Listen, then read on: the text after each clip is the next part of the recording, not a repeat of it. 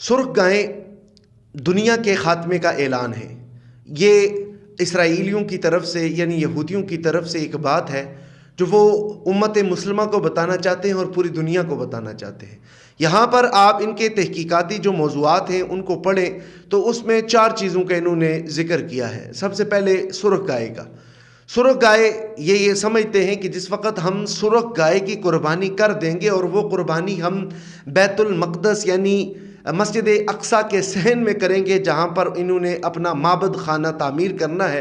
جہاں پر ہیکل سلیمانی کو دوبارہ از سر نو تعمیر کرنا ہے، جس وقت ہم وہاں پر سرخ گائے کی قربانی کر دیں گے، اور سرخ گائے بھی وہ گائیں جس میں ایک بھی بال کسی اور کلر کا نہ ہو، نہ وہ بھورے کلر کا ہو، نہ سفید کا ہو، نہ کالے کا ہو۔ تو وہ مکمل جس وقت ہم گائے کی قربانی کر دیں گے تو وہ جو گائے کی قربانی ہے وہ دنیا